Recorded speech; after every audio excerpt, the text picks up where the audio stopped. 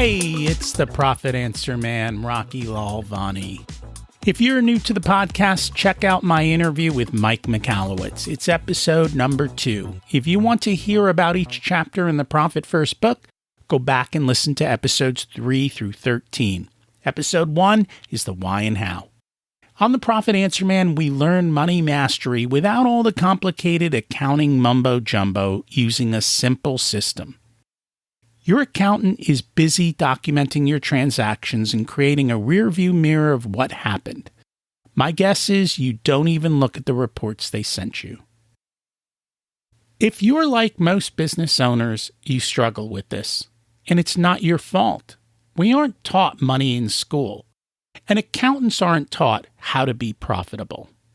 The Profit First system created by Mike Michalowicz works, and he certified me to help you implement the system in your business. Remember, the new equation is sales minus profit equals expenses. Let's face it, without cash flow, you can't pay your employees, buy needed materials, or pay your mortgage and support your family. I help you to do that and more, so you can focus on the parts of the business you love and receive the rewards for your labor and investment into your business.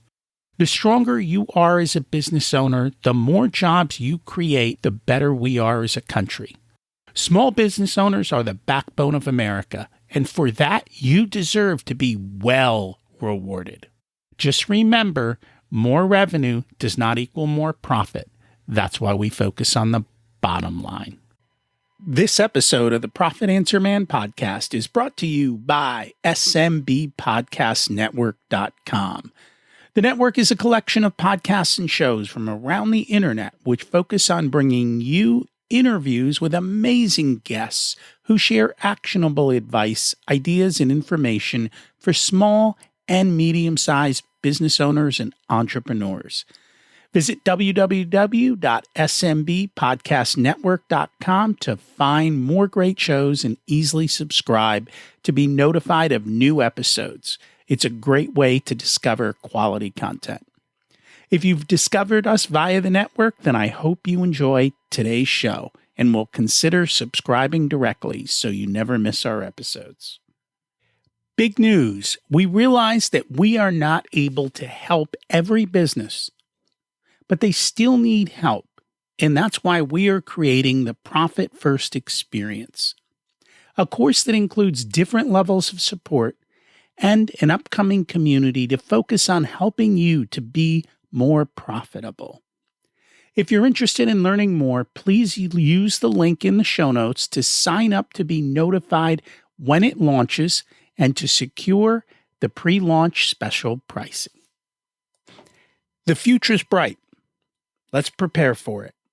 Financial projections are an important part of the business plan to show how the company will perform and provide a yardstick to measure against.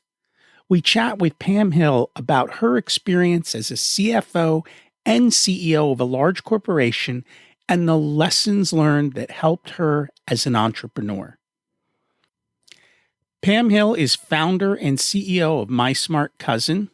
She's a real estate investor who owns 25 properties, and she's purchased these all for between $2,500 and $35,000. Hardly anything.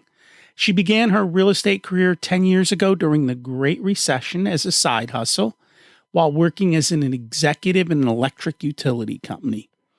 Since then, she's become part of the smart cousin to everyone in her family with personal finance and real estate advice, as well as a real estate investment coach, teaching others how to buy their first or their 100th property for less than the price of a car. She's got a Bachelor in Science from Dartmouth College, a master's degree from Harvard University, and she coaches her clients in English, Spanish, and Mandarin. Let's meet Pam and learn what she has to share with us. Welcome to the Profit Answer Man, Pam Hill. It's great to have you join us today. Thank you so very much, Rocky. Really looking forward to having a great conversation and sharing with all the great folks who listen. As am I. Can you share a little bit about yourself and your business? Absolutely. Happy to. So my background is primarily in the finance arena, although I've worked in a number of other areas. It also has been very helpful for entrepreneurship, including marketing, sales, and regulatory, which always bleeds into licensing. And I capped off the finance side of my career as a CFO, a chief financial officer for an electric utility, had about $800 million of assets under management. And then topped off the CEO portion of my career in corporate America as the chief executive officer of another electric utility with about the same amount of assets and about 1,000 employees. And so now I am using all that great expertise, relationships, really forging of the iron in the fires, as it were, as an entrepreneur, which I've been doing for 10 years.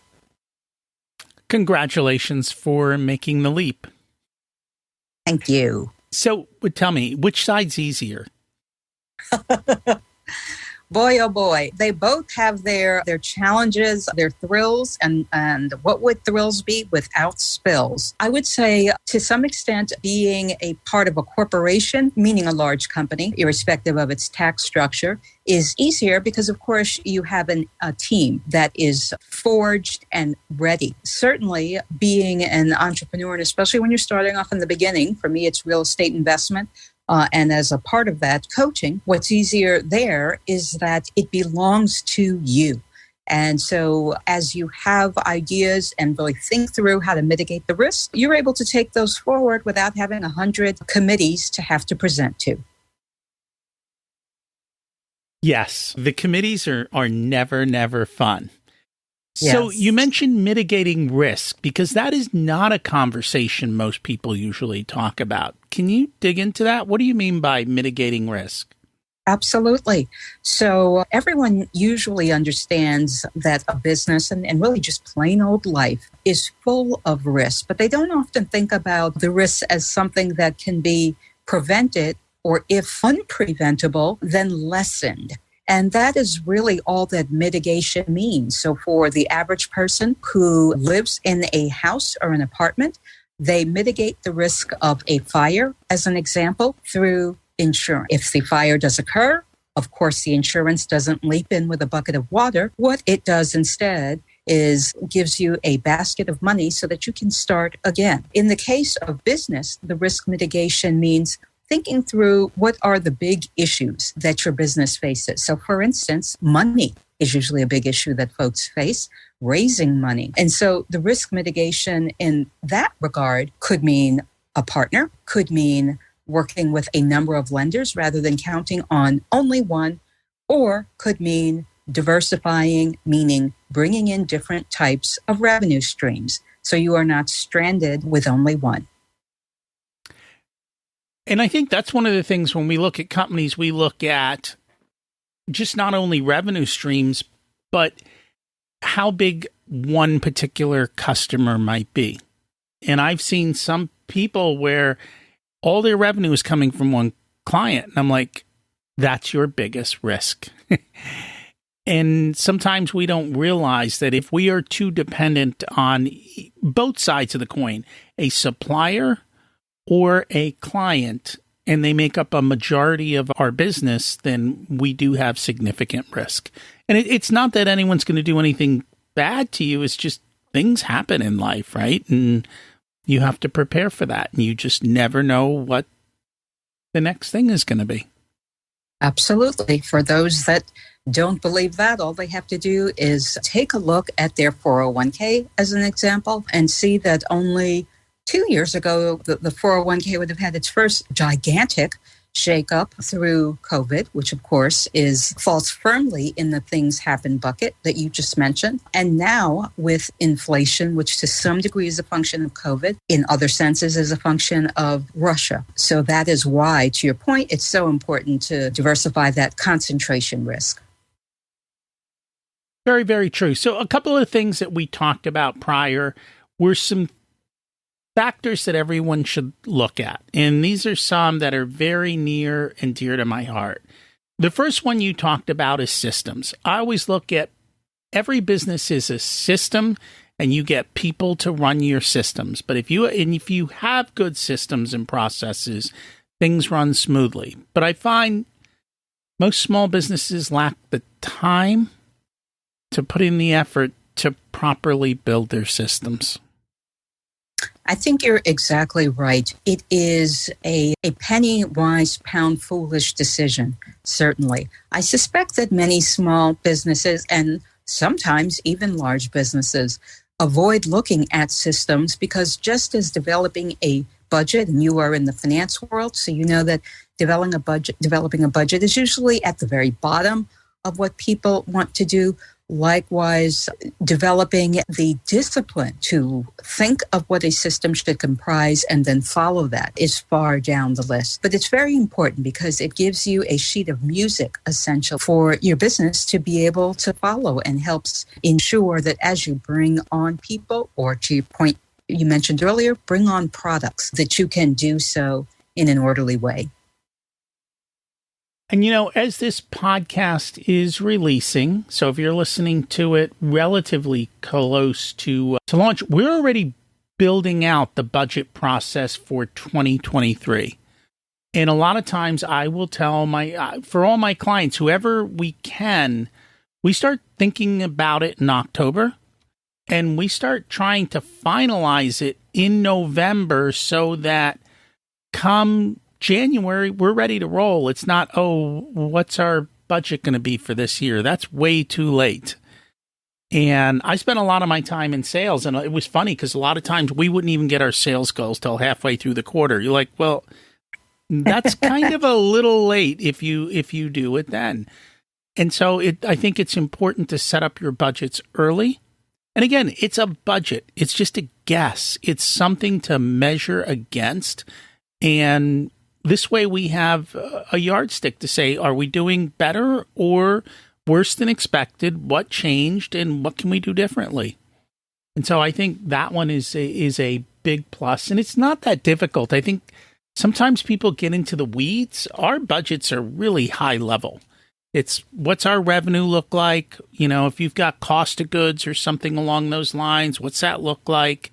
And then what are your big drivers? So for you, it might be payroll. It might be certain types of overhead. Just look at the big numbers. Take all the small stuff and shove it in a pile and call it one number. Let's not make this difficult. Our budgets have not more than 7 or 8 line items generally to look at. We combine everything down so that it's easy. Otherwise, no one's going to pay attention.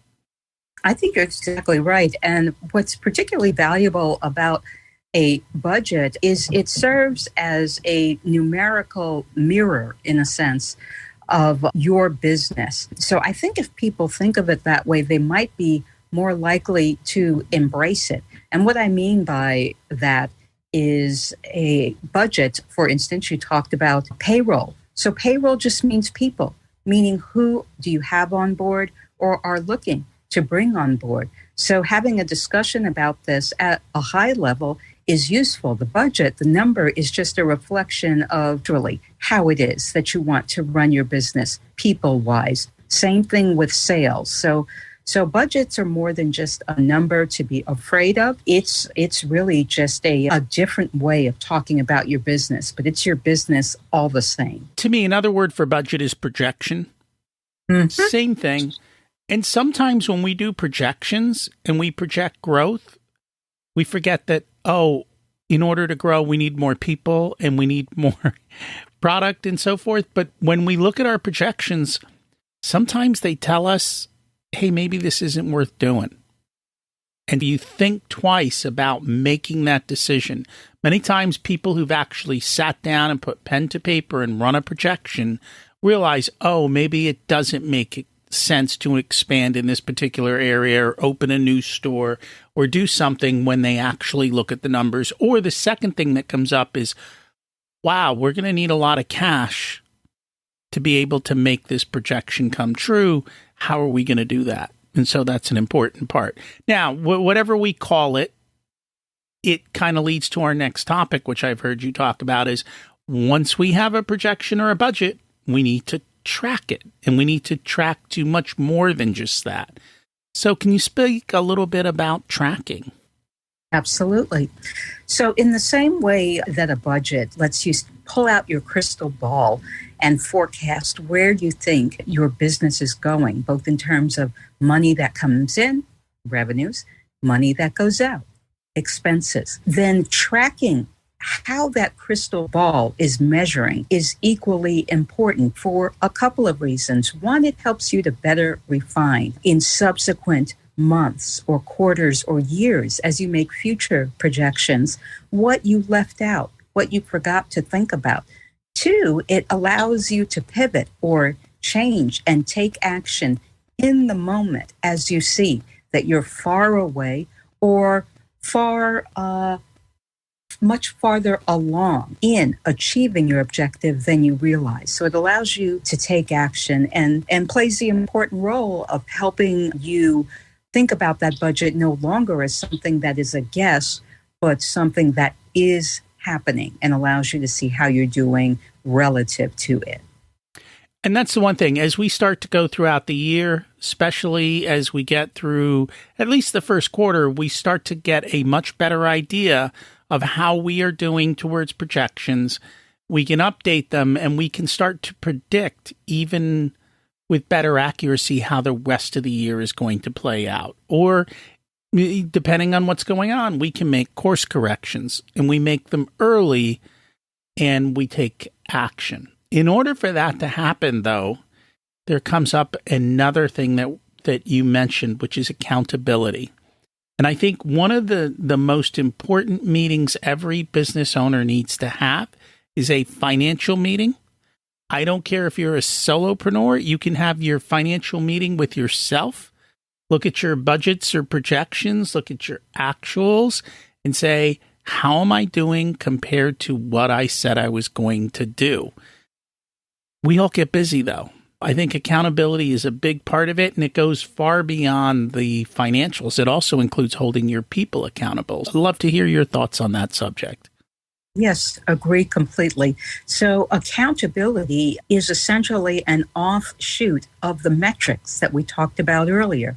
So if you're developing a budget, if that's step one, and then step two is determining what good enough looks like, what success looks like, what failure looks like, that's what we mean by metrics. Well, then accountability is now taking that extra step of evaluating yourself against those metrics or against those benchmarks. And that is such an important step because without it, you'll find yourself moving in a direction that is planned or unplanned and obviously not the best use of your time or your resources. So just as developing a budget can be difficult, the accountability piece can be difficult also. But like we said right at the outset, when Rocky asked, hey, what's the easier business, being a part of a larger corporation or having your own business? The real answer is neither. They both are difficult. And so this accountability is a component of that, but something that will get you closer to success. And I can tell you, in a large corporation, they have budgets, projections, they have monthly financial meetings, they have a board keeping you accountable, saying you said you were going to do X, Y, Z. Why didn't you do it, right? And that goes, the president is accountable, the CEO is accountable, and they've got those structures and those guardrails in place to make sure that everything is being done as it's supposed to be. So you're almost forced to do that. And they've got timelines, like our reports are due on this day, get them done. That really helps to make sure that things happen. For the small business owner, it's hard to keep track of everything. But at the end of the day, if we don't make money, we don't stay in business. So it needs to be, I think, towards the top of the priority list. And unfortunately, for many people, it isn't. And I think the other thing, and correct me if I'm wrong, these financial meetings don't need to take a ton of time. Like an hour a month focused on numbers, and I think you can make a world of difference. I would agree completely. I would add to that as the owner of your business or the CEO effectively of your business, you cannot, the financial piece in terms of full ownership to whoever your CFO is. Yes, your CFO is responsible, meaning your head finance person is responsible operationally for developing the numbers. But you, as the owner of the company, own the output. You must understand it. So I think, Rocky, that the 1 hour a month example that you give of spending time is when you must ask lots of questions as the owner to make sure that, again, the numerical reflection of your business, that those financial reports are showing you, you understand it, you agree with it. If there are any assumptions you want to change, that you do so, and that you always end with these are my next steps. Which leads us to the next point, which is take action. And I think that's one of the biggest things is if you're going to have a meeting, what are your action steps and who's going to do them? Are they clear on them? And then who's going to hold that person back to the last one accountable to say, did we do it? Love Absolutely. for you to kind of expound on that. Sure, absolutely.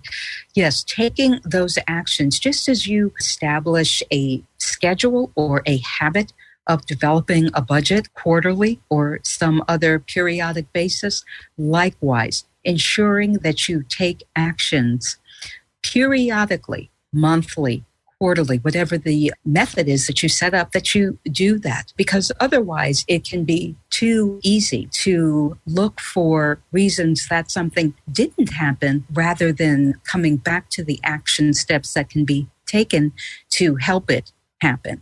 If you have a larger team, if you are not of the solopreneur variety, then that kind of action, blue sky thinking should be done as part of a group rather than simply handed down from the owner to the folks that have to implement it. And the reason why is you want to make sure all of your folks feel like they came up with it, that they have a stake in it, that they understand it, and that will help ensure that they are accountable to it. And that's important. I think especially in today's culture, it is not always pushing everything down.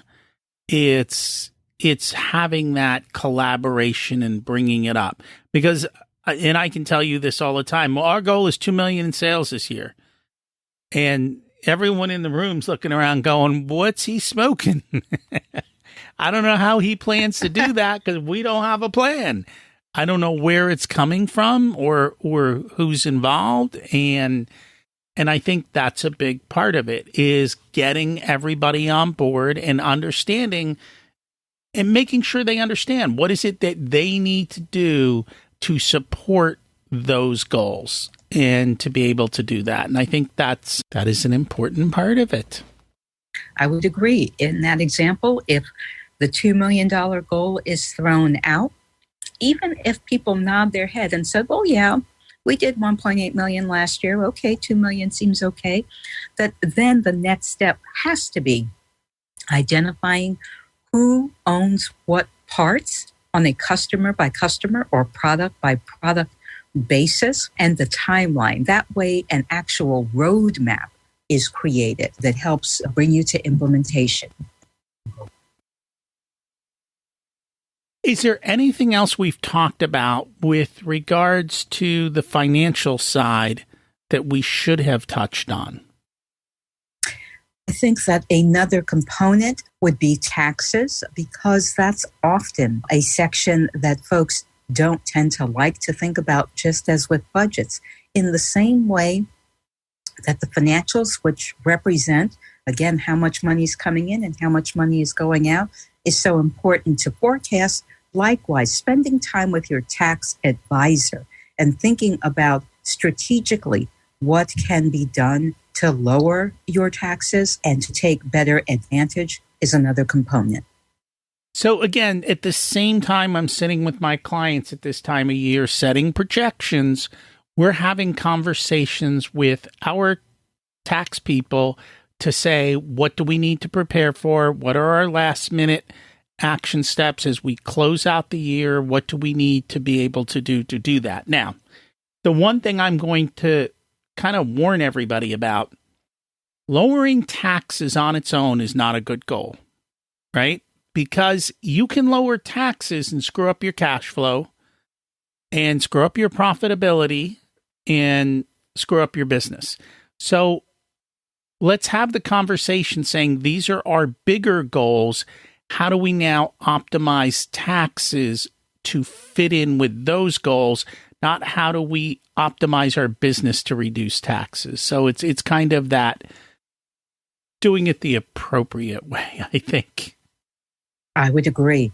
And by having a tax advisor who understands your business, they can help you be aware of things that look like nothing but bad news, how those can be used as good news. So as an example, if you have net operating losses, which certainly seem like nothing but bad news, your tax advisor can tell you whether you qualify. The business that you have qualifies to carry forward, meaning offset future income that your business will eventually have, and thus offset the taxable income burden that you'll feel and lower your taxes further down the road. So those are the types of conversations that you'll want to have. So very true. I'd like to kind of switch gears a little bit and talk about your current business, because I find it fascinating how you buy real estate and how much you can buy houses for. Because I think a lot of people might have their eyes opened, and I think this is an important topic, because if you can buy a house for this, what else can you buy in your business for this if you open up kind of the opportunities that are out there? So I'll turn that over to you. Absolutely. So what I do is I buy houses for the price of a car. And so what I mean by that is the 25 thus far properties that I own, comprising 31 units that I began buying during the Great Recession, so about 10 years ago, I've purchased for a low of $2,500. I guess that's more the price of a bicycle, and a high of $35,000. And my husband and I, we very much eat our own cooking when it comes to this, because even the house that we live in right now was purchased for $35,000, and it is in a suburb of Philly in a nice neighborhood. So I think, Rocky, as you mentioned, in terms of, first of all, what does that mean for how you think about the other assets that you need to buy in your business? One thing that I think it implies is that you turn the telescope around. By which I mean, when I look to buy houses, I don't have the telescope facing the farthest reaches of the horizon to figure out what is the very most that I qualify for in terms of a mortgage, and thus buy up to that limit. Instead, I turn it around to see what is the cheapest. So that's the very first step. MLS, so the multi-listing system service for houses. If you start off by looking at from lowest to highest, of course, put some number other than zero, maybe $10,000 in there. So you weed out things that are really for rent instead of for sale. You will see a number of houses that fall into, of course, depending by state, that fall into $60,000, $50,000, $40,000, which I think still qualifies these days for a house for the price of a car. When you do that, you'll see hundreds of such houses. And so when you think about your business and the assets that have to be obtained to meet your growth goals, look at it that same way. There's many ways to obtain assets without them being the ones that everyone is focused on. And I think that's super important. And I actually have a friend who does very much what you do. He's bought hundreds, if not thousands of units, and all very low cost, all cash flow phenomenally. And I know a lot of people think it's going to be a headache, but it's not if you do it correctly. Because we had that conversation, like, how much of a headache do you deal with when you deal with such low price properties? And you said you really don't. No. So the properties that I buy, I would put them in the same headache. And even headache is probably not necessarily the right way for folks who are part of real estate investment to think about their properties, because they want to think about it the same way that any other business owner does. So if you own a restaurant, it's going to be awful tough to be excited every day about your restaurant if you view your customers as headaches. So in the same way, to put your customer service hat on when you think about real estate investment and your renters. But the reason that my properties don't tend to be unusually high in the headache category is, first of all, I focus on properties that don't require a lot of work. When I say a lot, meaning they may require the replacement of a furnace or some roof work, but they don't require a wrecking ball that makes you have to start from the bottom up and say, well, now we're ready to get started and fix up this house. And then second is in terms of the tenant screening. And so being very diligent, this goes right back to what Rocky mentioned earlier with processes and systems. So being very diligent on that so that you save yourself and actually save your renter headaches down the road in not being able to meet an obligation that they had hoped to. And I like to use that same level of diligence when you're hiring employees. Absolutely. To make sure that you're hiring the right people, you set the right expectations, and they are part of your vision. And I also have rental properties. And a big part of what we do during the process is we talk about our values and how we treat our renters and how we expect our renters to behave, and how, if we can come to that agreement, how they can have a wonderful deal and how we can have a wonderful deal. So I just renewed a bunch of leases in the midst of all of this. Do you know how much I raised? I'll say less than 10%. Not sure. Zero. And we make a deal with our clients. We go, look, if you're good renters and you treat us well, you pay on time, we will do our best never to raise your rents unless our costs go up. So what people say, well, how are you going to do money? And we raise rents in between renters. But if I've got somebody in place and they're happy and they're paying me and I don't need to rehab a unit or go through a process, it's easier for me to say, hey, your rent's not going up. Why don't you stay? And none of us have to deal with anything but you just signing this lease. And so it removes so much work and it removes so much tension, and it's a win-win on both sides. And when they leave, then we'll make the appropriate market adjustments. But in the meantime, I'm not screening new tenants. I'm not going through the process.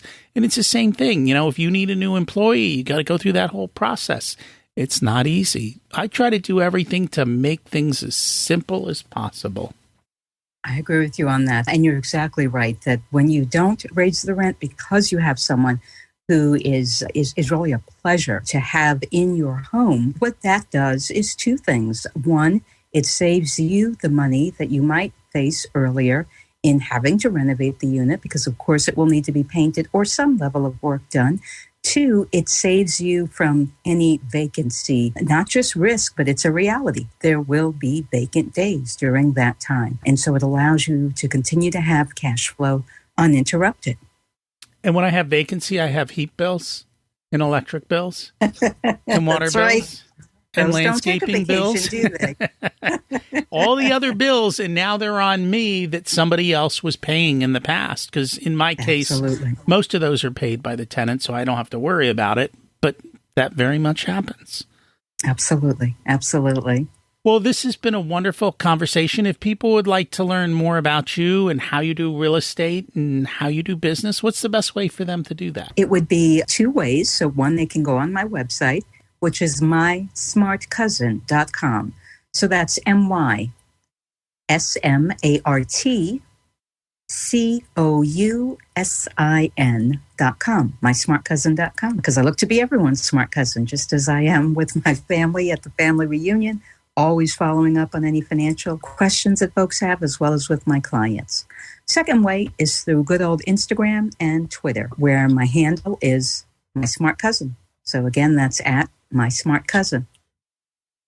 And we'll put that in the show notes. Thank you so much for joining us today. Thank you so much. It's been a real pleasure. Pam shared a simple framework: create systems, track results, give and get accountability, take action. This sounds so simple, but doing simple is hard. Just like Pam found houses at a discount, where can you find opportunities to get discounts on what you need in your business. Remember, you don't need more resources. You need to be more resourceful. We focus on the bottom line. If you want a done-for-you service, you can have me as your Chief Profitability Officer because you have your zone of genius and want to spend your time doing what you love. I only work with a handful of clients, so they get my full attention. I work with business owners who have or are growing to $500,000 to $5 million in revenue. You can use the scheduling link in the show notes to get on my calendar for a good fit conversation to see if I'm the right person to support you and how I can help you. If you want to learn about living the life of your dreams, check out my other podcast, Richer Soul. As we close out, let's repeat the mantra. Revenue is vanity, profit is sanity, and cash is king. Have an abundant and profitable week.